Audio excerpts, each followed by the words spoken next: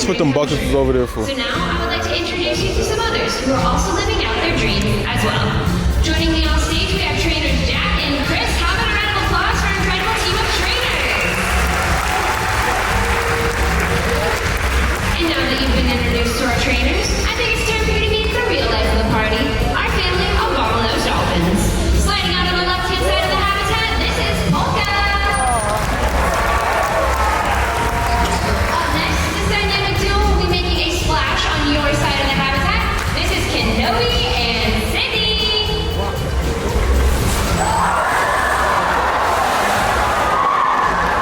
And last, but certainly not least, is one of our high-flying little rock stars.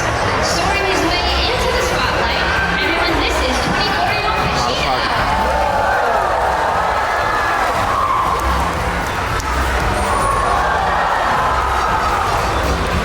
Now that you've been introduced to our dolphins, they're going to be making their way over to your side of the habitat for an up-close and personal look. All the dolphins you see here today are known as common bottlenose dolphins. They get fed with a particular bottleneck shape to their nose and heads. But did you know a dolphin doesn't actually have a nose or even a sense of smell? That area of the dolphin's body is called the rostrum. After, the rostrum has several hair-like whiskers which aid in the nursing process. These hairs, which eventually fall out, are just one of the 5 characteristics that classify a dolphin as a mammal, just like you and me. All mammals give live birth and nurse their young. Mammals are also warm-blooded. A dolphin's average body temperature is 97.9 degrees Fahrenheit, very similar to our own. Now the 5th and final characteristic that classifies a dolphin as a mammal is breathing air. But we've already established that a dolphin doesn't have a nose. So you might be wondering, where does a dolphin breathe from? Well, dolphins breathe from the blowhole, located on top of their head. Now, not only is this where they breathe from, but it's also where they produce all of their vocalization. And when they make these clicks and pops and whistles, it can sound a little something like this.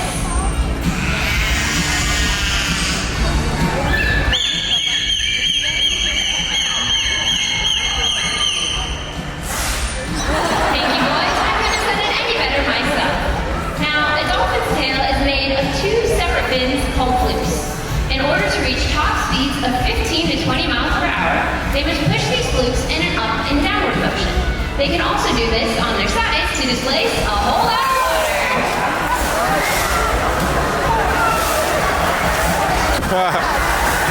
Valium.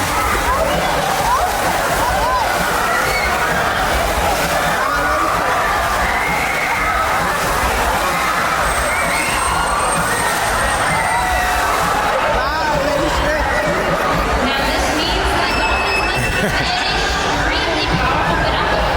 But wait a second. What in the world is a Drenching them, look, drenching them. peduncle? It's the part of the dolphin's body located right behind the dorsal fin and just before the tip. It's where a dolphin gets all of their strength. Not only does it allow them to be swift and powerful swimmers, but it allows them to propel their entire bodies up and out of the water. How about a round of applause for Kenobi, Pacino, Sydney, and Polka for starting off our presentation today. No, starting it off. Now, one of the best parts of being a dolphin trainer is getting to build a relationship with each of our dolphins. These relationships are built off of mutual trust and respect for one another. In fact, it can take up to a year before we even get into the water with our dolphins, and that's because it takes a lot of time to get to know them. Each dolphin has a unique and individual personality, and we spend several hours in a poolside learning what their preferences are and what they find reinforcing. One of the best things we have found our dolphins enjoy is time with their trainers. So now I would like to invite 2 of our trainers, Candace and Morgan, to demonstrate their amazing relationships with our dolphins for all of you.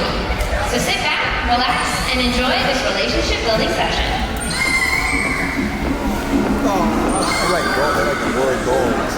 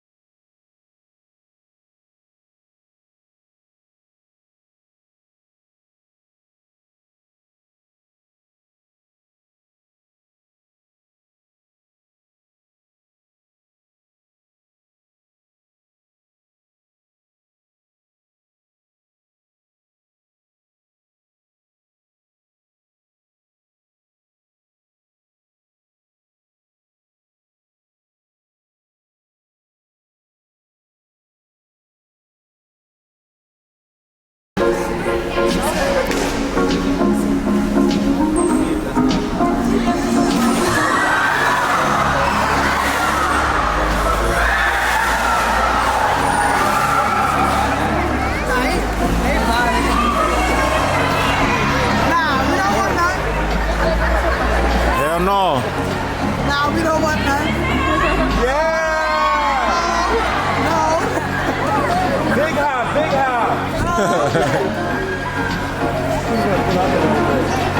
Don't come to me, don't have to wait. Oh! That worked out.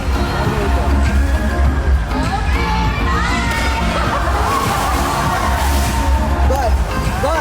Yeah, splash them in the front, fact.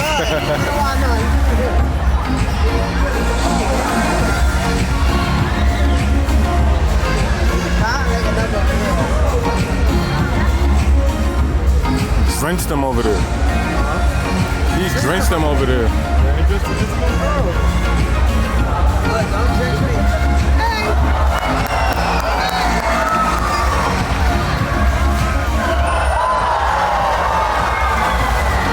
That was an incredible relationship building session. How about a round of applause for our dolphins and their relationship with our trainer? Now, one of the most common questions we get here at Georgia Aquarium is how exactly do you train all of these amazing behaviors you see throughout our presentation? Well, the training process actually starts at birth, where dolphin calves learn from their mothers through a process called mimicry. Now, mimicry is just another term for observational learning, both of which mean dolphin calves learn by watching what their mothers do. Once dolphin calves begin to take an interest in us trainers, we can then begin to introduce them to a variety of training concepts. Now, the first training concept we will introduce them to is something known as a target. Now, to target simply means to touch. So we will train our dolphins to target or touch the end of their rostrum, or that mouth part of their face, to our hands. Once they have mastered this targeting concept, we can then begin to move our hand in a variety of ways to shape different behaviors. This concept can even be transferred to a training tool known as a target pull. Now, a target pull is a buoy attached to the end of a PVC pipe, and it can serve as a function for our hands as well. Now, another training tool that we will utilize as trainers here at Georgia Aquarium is something known as a bridge. Now, a bridge is the whistle around all of the necks of our trainers. And these whistles, we can utilize them to indicate the exact moment the dolphins have done what we were looking for, and that they should return to our trainer to receive reinforcement. So be on the listen for those whistles throughout the rest of our presentation. Now, in just a moment, you all are going to get a behind-the-scenes look as to how we train some high-energy aerial behaviors. But before we can begin to train these high-energy aerial behaviors, we have to start with what are known as target pull fundamentals. Now, target pull fundamentals are just what they sound like. Baby steps or successive approximations that allow us to build up to a culmination or a final behavior. Now, trainer Jack is down at the center of the acrylic with a target pull, and Kate here is going to demonstrate target pull fundamentals. So wherever trainer Jack moves that target pull, Kate should follow.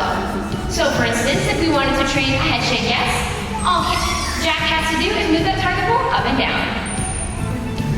Similarly, if we wanted to train a head shake no, all trainer Jack has to do is move that target pull in a side-to-side motion. Well done. And finally, if we were to incorporate whole body movements and move that target pull in a full circle, Kay should show off his very best dance moves. How about a round of applause for Kay and trainer Jack for showing us target pull fundamentals. Now, as I said earlier, we are going to be getting a behind-the-scenes look at how we train a high-energy aerial behavior.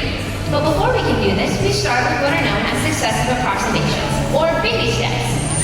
So for instance, Salvador here has demonstrated a successive approximation, or baby step, of what we would do to train a high-energy aerial behavior. We would ask what is known as a high target. Now, the next step in training a high-energy aerial behavior is to build off of a natural behavior, such as a bow, which he will demonstrate for all of you. Well done, Salvador. Now, another behavior we can train that is a natural behavior that we can build off of is something known as a kicker.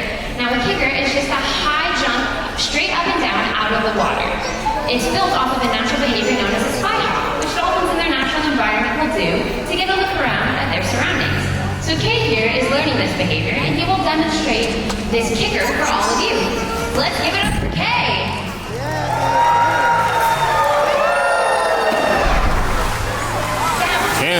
question. training session. How many rounds of applause for Kay and Salvador?